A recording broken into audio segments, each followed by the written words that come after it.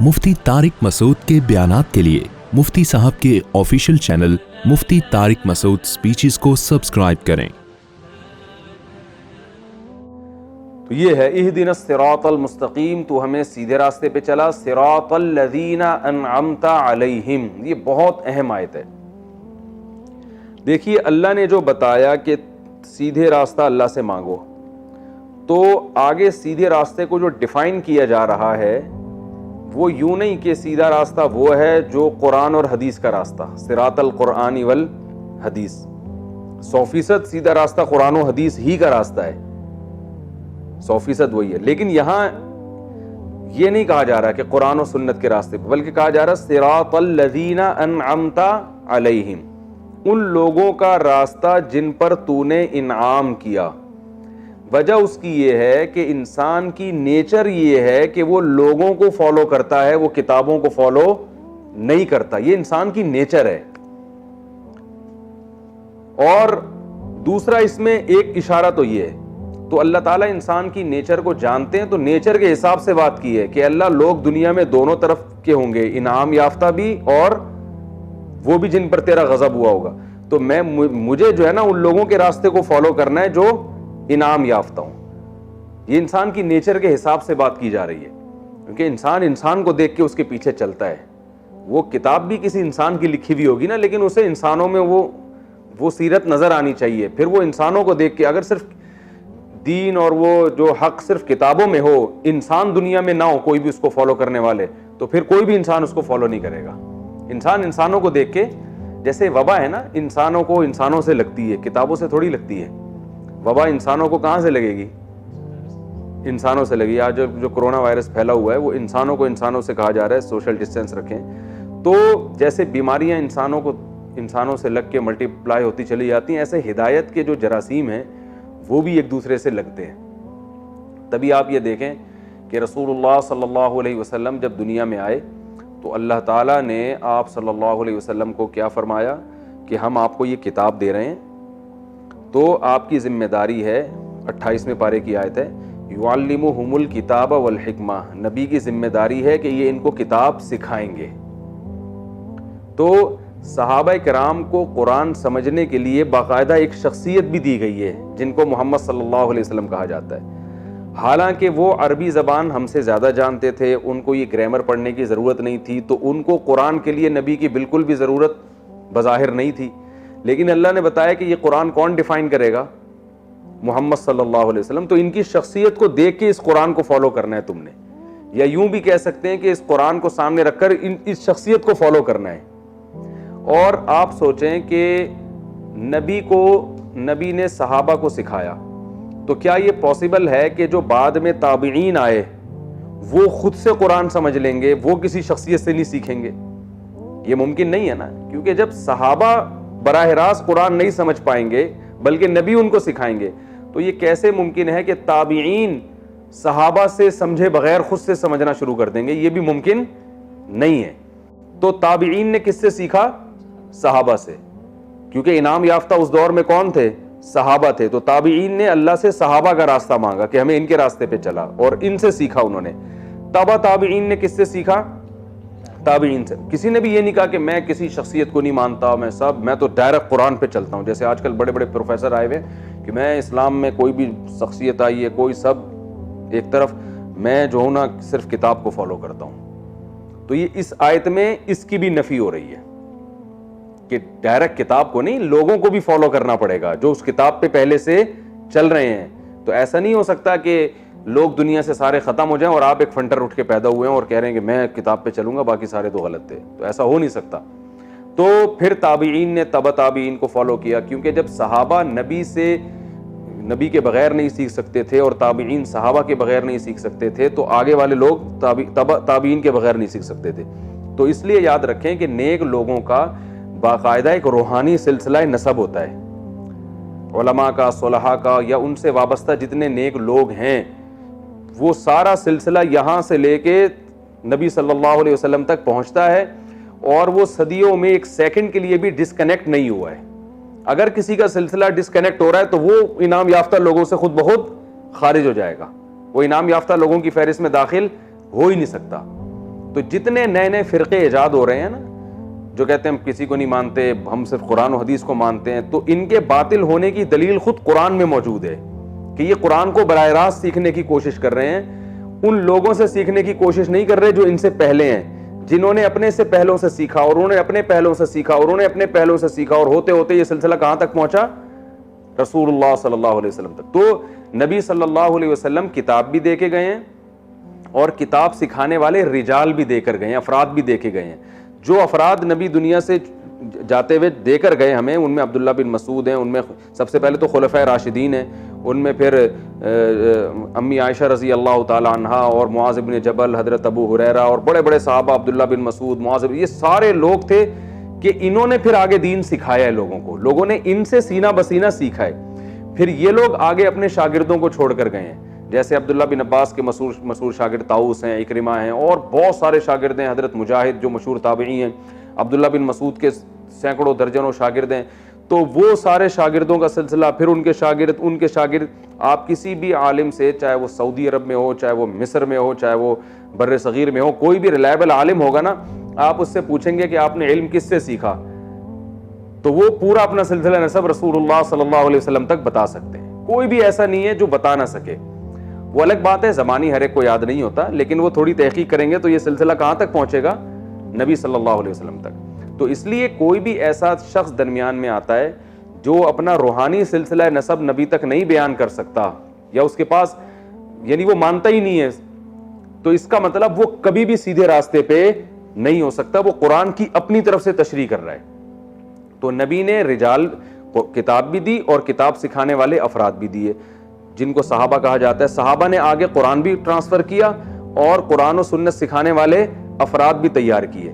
پھر جن کو صحابہ نے تیار کیا ان کو تابعین کہا جاتا ہے. تابعین نے آگے کتاب بھی دی اور کتاب سکھانے والے افراد بھی, جن کو تبع تابعین کہا جاتا ہے. پھر تبع تابعین نے بھی یہی کام, تو یہ سلسلہ آج تک. تو آج بھی جو علماء ہیں وہ اپنے پہلوں سے انہوں نے سیکھا, اور اگلی نسل کو وہ کتاب بھی دیں گے اور کتاب کی تعلیمات بھی دیں گے, یعنی سکھا کے جائیں گے کتاب, صرف کتاب پکڑا کے نہیں جائیں گے. تو یہ جو درس ہو رہے ہیں ہمارے ہو رہے ہیں, یہ دوسرے علماء کے ہوتے ہیں, یہ وہی ہے کہ پچھلے لوگوں نے جو رجال چھوڑے, افراد چھوڑے اور کتاب ان کے حوالے کی, تو وہ اب یہ امانت کہاں ٹرانسفر کر رہے ہیں؟ اگلی امتوں میں. تو انہی سلسلے میں اہل حق لوگ رہیں گے, اس سے ہٹ کے نہیں ہو سکتے. اس پر ایک اشکال ہوتا ہے کہ بہت سے ایسے لوگ ہیں جن کا باقاعدہ ایک روحانی سلسلہ ہے, صدیوں تک چلا آ رہا ہے, انہوں نے سیکھا اپنے پہلوں سے, اور وہ بڑے بڑے گمراہ لوگ ہیں ان میں. بھائی بہت سے ایسے لوگ ہیں, انہی علماء میں گمراہ بھی تو ہوتے ہیں نا, حالانکہ ان کے اساتذہ بھی ہوتے ہیں, اساتذہ کے اساتذہ بھی, اور یہ سلسلہ کہاں تک پہنچتا ہے؟ نبی صلی اللہ علیہ وسلم تک. اس کا جواب یہ ہے کہ یہ ہرگز دعویٰ نہیں ہے ہمارا کہ جس کا بھی روحانی سلسلہ نبی تک پہنچے گا وہ سارے صحیح ہوں گے. مقصد یہ ہے کہ جس کا نبی صلی اللہ علیہ وسلم تک روحانی سلسلہ نہیں پہنچتا وہ صحیح نہیں ہو سکتا. یعنی ہدایت پر آنے کی پہلی شرط یہ ہے کہ آپ کا روحانی سلسلہ نبی تک ہونا چاہیے. اس کے بعد پھر مزید شرطیں بھی ہیں کہ آپ ان لوگوں کو فالو بھی کرتے آ رہے ہو. ایسا تھوڑی کہ آپ کا ایک سلسلہ ہے, آپ نے اپنے پہلوں سے دین سیکھا, لیکن سیکھنے کے بعد آپ نے اس میں تحریف کر دی. تو ایسے بہت سارے لوگ ہیں, بدعتی بہت سارے ہیں جو باقاعدہ مانتے ہیں, اہل اللہ کو بھی مانتے ہیں اور کتابوں کو بھی مانتے ہیں اور حدیث کو بھی مانتے ہیں, مگر اپنی طرف سے تشریحات کیا کر دیتے ہیں؟ غلط کر دیتے ہیں. اس کی مثال ایسے ہے جیسے میڈیکل سائنس میں علاج کی جو اتھارٹی ہے وہ اسی کو ہے جس نے MBBS کیا ہوا ہو. یہ پہلی شرط ہے, جس نے MBBS کیا ہوا نہ ہو اس کو گورنمنٹ کبھی بھی کلینک کھولنے نہیں دے گی. لیکن ہر وہ ڈاکٹر جس نے MBBS کیا ہوا ہو, کیا وہ صحیح راستے پر ہوتا ہے؟ کیا وہ لوگوں کے ساتھ دیانتداری کر رہا ہوتا ہے؟ تو سارے صحیح تھوڑی ہوتے ہیں, لیکن صحیح ہوں گے بھی تو انہی میں ہوں گے. تو اسی طرح جو سلسلہ ہمارا صدیوں سے چلا آ رہا ہے, اسی سلسلے میں اگر غلط لوگ ہیں تو صحیح بھی صرف اسی سلسلے میں ہوں گے. اس سلسلے کے لوگ سارے خراب نہیں ہو سکتے, کیونکہ یہ امت یعنی رجال جو ہے نا وہ دے کے جائے گی. اب اس وقت جو اہل حق علماء ہیں وہ افراد دنیا میں چھوڑ کے جائیں گے جو صحیح سیدھا راستہ لوگوں کو دکھائیں گے, انہی میں کچھ گمراہ بھی ہو جائیں گے, لیکن ہدایت والے بھی صرف انہی میں ہوں گے. ایسا نہیں ہو سکتا کہ اس سلسلے سے ہٹ کر کوئی سیدھے راستے پر پیدا ہو جائے, یہ پاسبل نہیں ہے, یہ ممکن نہیں ہے, آج تک ایسا ہوا نہیں ہے. تبھی آپ دیکھ لیں جتنے بڑے محدثین فقہا جن کو امت فالو کرتی ہے, ان کی جو پہچان میں, ان کے انٹروڈکشن میں سب سے اہم بات یہ ہوتی ہے کہ انہوں نے علم کس سے حاصل کیا تھا. اگر امام ابو حنیفہ کو بہت بڑا مقام ملا تو اس لیے نہیں کہ وہ کوفہ میں پیدا ہوئے, اس لیے کہ ان کے استاذ کون تھے, حماد الکوفی تھے. اگر حماد الکوفی کو بہت بڑا مقام ملا کہ وہ اتنے بڑے فقیہ ہیں, بخاری میں ان کا نام ہے, حدیث ان سے لی گئی ہیں, اور عبداللہ ابن مبارک نے ان کی تعریفیں کی ہیں, تو وہ اس لیے نہیں کہ ان کا نام حماد تھا یا وہ کوفہ کے تھے, بلکہ اس لیے کہ وہ ابراہیم نخعی کے شاگرد تھے, ان کے ساتھ صحبت بہت اٹھائی تھی انہوں نے. ابراہیم نخعی رحمۃ اللہ علیہ کو اگر بہت بڑا مقام ملا, امام بخاری ان کا نام بڑے ادب احترام سے لیتے ہیں, اور بہت بڑی دنیا عرب عجم ان کو مانتے ہیں کہ بہت بڑے فقیہ تھے, تو وہ اس لیے نہیں کہ ان کا نام ابراہیم تھا, بلکہ اس لیے کہ وہ علقمہ اور اسود کے شاگرد تھے, جو بخاری مسلم کے راویوں میں سے. اگر علقمہ اور اسود کو بڑے بڑے علماء فقیہ مانتے ہیں اور ان کے بارے میں یہ کہا جاتا ہے کہ بہت سے صحابہ سے یہ علم میں بڑے ہوئے تھے, تو وہ اس لیے نہیں کہ ان کا نام علقمہ تھا یا ایک کا نام اسود تھا یا وہ اجمی تھے, بلکہ اس لیے کہ وہ عبداللہ بن مسعود کے شاگرد تھے. سمجھ رہے ہیں نا, ان کی صحبت اٹھائی تھی انہوں نے. عبداللہ ابن مسعود رضی اللہ تعالیٰ عنہ کو اگر دنیا جانتی ہے اور ان کا نام ادب و احترام سے لیا جاتا ہے, اور جب وہ مدینہ آتے تھے تو حضرت عمر ان کے احترام میں کھڑے ہو جایا کرتے تھے, وہ اس لیے نہیں کہ ان کا نام عبداللہ تھا یا وہ عرب میں پیدا ہوئے تھے یا وہ ایک جو ہے نا عربی زبان بولتے تھے, نہ, بلکہ اس لیے کہ انہوں نے نبی صلی اللہ علیہ وسلم کی صحبت بہت طویل عرصے اٹھائی تھی. تو یہ سلسلہ صدیوں سے چلا آ رہا ہے. حضرت مفتی تقی عثمانی صاحب کو آج جو دنیا مانتی ہے, صرف اس لیے نہیں کہ ان کا علم زیادہ ہے, بلکہ اس لیے کہ انہوں نے اپنے وقت کے بڑے بڑے علاموں کی صحبت اٹھائی, یہ ان کے شاگرد ہیں. تو یہ اس سلسلے سے ہٹیں گے تو پھر نہیں ہوگا. وہ مفتی محمد شفیع صاحب رحمۃ اللہ علیہ سے انہوں نے علم حاصل کیا, انہوں نے مفتی رشید احمد صاحب سے علم حاصل کیا, انہوں نے علامہ ظفر عثمانی سے سیکھا. تو ان جیسے قوم کا پتہ باپ سے چلتا ہے نا بھائی, مادی لحاظ سے آپ بڑے اونچے نسب کے ہو, اس کا پتہ کس سے چلے گا کہ آپ بیٹے کس کے ہو. بھائی اگر کوئی بادشاہ سلامت کا بیٹا آ رہا ہے, سعودی عرب کے محمد بن سلمان کا بیٹا آئے گا, تو آپ ایک دم عزت احترام میں کھڑے ہو جائے گا, بھائی آپ تو بڑے عالی نسب ہو, کیونکہ آپ کس کے بیٹے ہو, محمد بن سلمان کے. تو اس کو بڑا پروٹوکول دینا, جو بھی چاہے مخالفین بھی ہوں حمایتی بھی ہوں, عزت دیں گے, بھائی آپ کس کے بیٹے ہو, محمد بن سلمان کے. تو اسی طرح یاد رکھو, روحانی لحاظ سے اور جو ہدایت کی جو رہنمائی جب انسان دیتا ہے یا نبیوں کا وارث بنتا ہے انسان, تو اس کا انٹروڈکشن میں سب سے اہم ترین بات یہ ہوتی ہے کہ یہ کس کا شاگرد ہے, ٹھیک ہے نا, اس نے سیکھا کس سے. تو ہمارے آج 15ویں صدی میں اس چیز کو لوگوں نے اہمیت دینا چھوڑ دی ہے. بس رٹے رٹائے حوالے, حدیث کے حوالے, کچھ رٹے رٹائے آیتیں یاد کر کے, اور وہ پورا ایک سلسلے کو, نہ صرف یہ کہ ان کا تعلق نہیں ہوتا, بلکہ اس تمام سلسلے کو غلط قرار دے رہے ہوتے ہیں, اور بزبان حال یہ کہہ رہے ہوتے ہیں کہ ہم ہیں صحیح جو 1400 سال کے بعد نبی کے دین کو دنیا میں نافذ کر رہے ہیں. تو ان آیتوں سے ہمیں صاف پتہ چلتا ہے کہ ایسا نہیں ہے. اللہ نے فرمایا کہ اللہ تو ہمیں سیدھے راستے پہ چلا, صراط الذین, ان لوگوں کا راستہ جن پر تو نے انعام کیا. تو پتہ چلا ایسے لوگ ہر دور میں موجود رہیں گے, اور ان لوگوں کے راستے پر اللہ میں حکم دے گا کہ ان کو فالو کرو. وجہ یہ کیا ہے کہ انسان جب بالغ ہوتا ہے تو اسے نیک لوگ بھی نظر آتے ہیں اور برے لوگ بھی, اسے نماز پڑھنے والے بھی نظر آتے ہیں اور بے نمازی بھی, اسے شراب پینے والے بھی نظر آتے ہیں اور شراب سے بچنے والے بھی, اسے پردہ کرنے والی عورتیں بھی نظر آتی ہیں اگر کوئی عورت ہو, اور بے پردہ گھومنے والی بھی, اسے رشوت لینے والے لوگ بھی نظر آتے ہیں اور رشوت سے بچنے والے بھی. تو اللہ فرماتے ان میں تم دعا مانگو کہ اللہ ان لوگوں کے راستے پہ چلانا جو کیا ہیں, انعام یافتہ. انعام یافتہ کی اصل ڈیفینیشن ہے جو شریعت کو فالو کرتے ہیں. تو ایسے لوگ تمہیں نظر آئیں گے تو تم نے اس میں شامل ہونا ہے. یہ بات سمجھ میں آ گئی ہے؟ تو اس لیے یہ عنوان اختیار کیا گیا. یوں نہیں کہا گیا کہ اللہ تو ہمیں سیدھے راستے پر چلا, وہ یعنی وہ قرآن اور حدیث کا راستہ, وہ بالکل صحیح ہے, قرآن و حدیث ہی کا راستہ سیدھا راستہ ہے, لیکن اس کو لوگ بھی تو فالو کریں گے نا. تو یہ ایک ہی چیز کے دو نام ہیں, قرآن و حدیث کا راستہ اور قرآن و حدیث کو فالو کرنے والے لوگوں کا راستہ. اس میں یہ بھی اس اعتراض کا جواب ہو گیا جو لوگ ہم سے کہتے ہیں نا تم امام حنیفہ کو فالو کرتے ہو, قرآن و حدیث کو فالو کرتے ہو. یہ سوال کو ایک دوسرے کے مقابلے میں لا کے کرنا ہی جہالت پر مبنی ہے. یعنی ایسا ہو گیا تم علماء کو فالو کرو گے یا قرآن و سنت کو فالو کرو گے. تو یہ سوال ہی احمقانہ ہے. یہ ایسے ہو گیا جیسے تم اپنے دور میں انعام یافتہ لوگوں کو فالو کرو گے یا قرآن و سنت کو فالو کرو گے. تو بھائی جو انعام یافتہ لوگ ہیں وہ قرآن و سنت ہی کو فالو کرتے ہیں. لہذا ایک ہی چیز کے دو نام ہیں, انعام یافتہ کو فالو کرنا یا قرآن و سنت کو فالو کرنا. یہ ایک ہی چیز کے دو نام ہیں. ان کو ایک دوسرے کے مقابل میں لا کے پیش کرنا یہ جہالت ہے. یہ ایسے ہی ہے جیسے ایک گاڑی حیدرآباد کی طرف جا رہی ہے اور آپ کو یقین ہے کہ یہ کہاں جا رہی ہے, حیدرآباد. آپ اس گاڑی کو فالو کرنا شروع کر دیا. اب کوئی آپ سے پوچھ رہا ہے کہ تم حیدرآباد کے راستے کو فالو کرو گے یا اس گاڑی کو فالو کرو گے, تو آپ کہو گے بھائی جب یہ گاڑی ادھر ہی جا رہی ہے تو آپ یوں کہیں کہ میں اس گاڑی کو فالو کر رہا ہوں یا یوں کہیں کہ میں حیدرآباد کو فالو کر رہا ہوں. یہ ایک ہی چیز کے دو نام ہیں. تو انعام یافتہ لوگوں کا جو راستہ ہے, جو علماء صلحاء کا راستہ ہے, جن علماء صلحاء کا برحق ہونا ثابت ہو جائے, ان کے راستے کو فالو کرنا قرآن و سنت ہی کو فالو کرنا ہے. تو اللہ نے ان لوگوں کا ذکر اس لیے کیا, ایک تو اس نظریے کی نفی کے لیے کہ جو لوگ خود سے سمجھتے ہیں نا کہ ہم قرآن و سنت میں کسی کی رہنمائی نہیں چاہیے, ہم خود سے جو سمجھیں گے ہماری سمجھ میں آئے گا, سارے فقہا محدثین کو وہ ایک طرف رکھ دیتے ہیں. آج کل جو آ رہے ہیں آپ کو اس طرح کے نئے نئے لوگ پیدا ہو رہے ہیں, وہ کسی کی تحقیق کو نہیں مانتے, کہہ رہے ہیں میری اپنی تحقیق ہے. تو یہ اس نظریے پر رد ہے اس میں. اور دوسرا اس میں یہ اللہ نے انسانی فطرت کی رعایت کی ہے کہ انسان جو ہے نا وہ انسانوں کو دیکھ کے فالو ہوتا ہے, تبھی فالو کرتا ہے. تبھی آپ دیکھیں کتابیں لکھنے سے لوگ باطل لوگ اتنے پریشان نہیں ہوتے. ڈاکٹر ذاکر نائک سے جب میری ملاقات ہوئی تو انہوں نے ایک بات کہی کہ جو انڈیا میں ان کے پروگرام ہو رہے تھے ڈاکٹر صاحب کے, اس میں بہت سارے غیر مسلم کیمرے کی سامنے مسلمان ہو رہے تھے نا.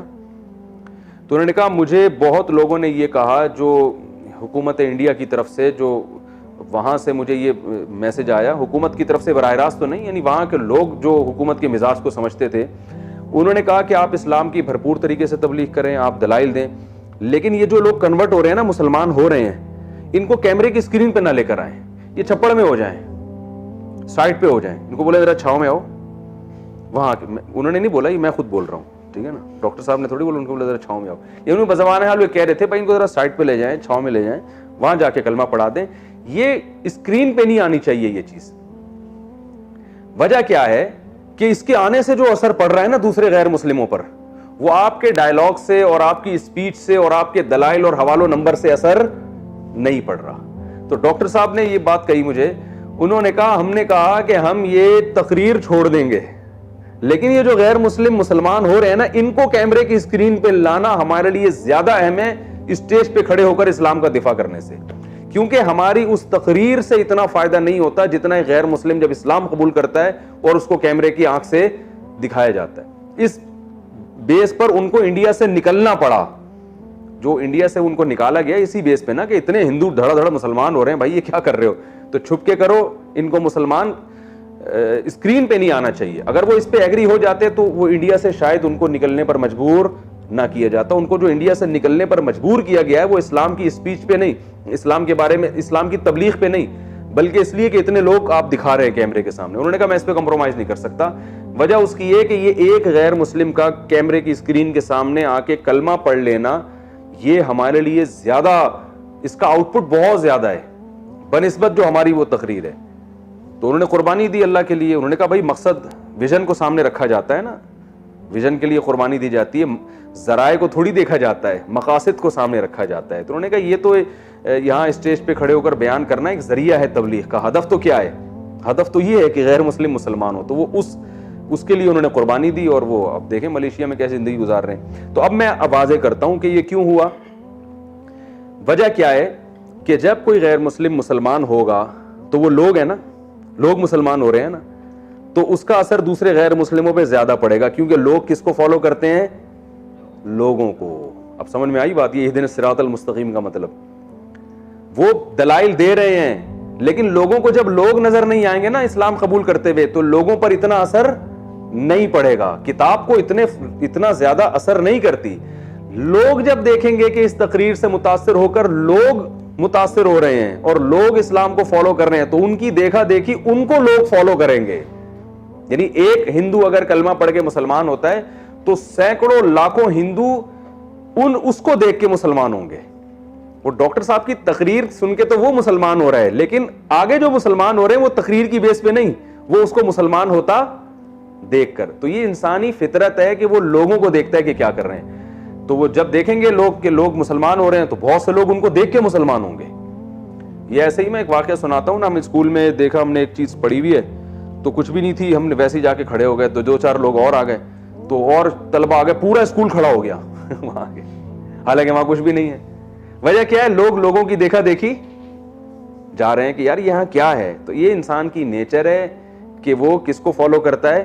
لوگوں کو. تو اگر برائی کی طرف لوگ جائیں گے تو لوگ لوگوں کو فالو کر کے ادھر جانا شروع ہو جاتے ہیں, اچھائی کی طرف آئیں گے تو لوگ لوگوں کو فالو کر کے ادھر. تو اس لیے اللہ نے فرمایا کہ تم جب لوگوں کو فالو کرنے کا تمہارے دل میں ایک جذبہ پیدا ہوگا کہ پبلک کر کیا رہی ہے, تو اللہ سے پہلے دعا مانگ لو, اے اللہ پبلک جو بھی کر رہی ہے, تیری پبلک میں جو سیدھے راستے پہ چلنے والے لوگ ہیں نا, مجھے ان کو فالو کرنے کی توفیق عطا فرما, کیونکہ میری نیچر تو ہے میں تو پبلک کو فالو کروں گا. تو میں غلط لوگوں کو فالو کر لوں گا, اگر تو صحیح لوگوں کو فالو کرنے کی توفیق نہیں دے گا تو مجھے ہمت دے میں کن لوگوں کو فالو کروں, میں صحیح لوگوں کو فالو کروں. تو اس سے یہ بھی پتہ چلتا ہے عوام کے لیے کہ علماء کی صحبت اٹھانا, انعام یافتہ لوگوں کے پاس جا کے بیٹھنا, ان سے سیکھنا, ان سے محبت کرنا, یہ کس قدر ضروری ہے.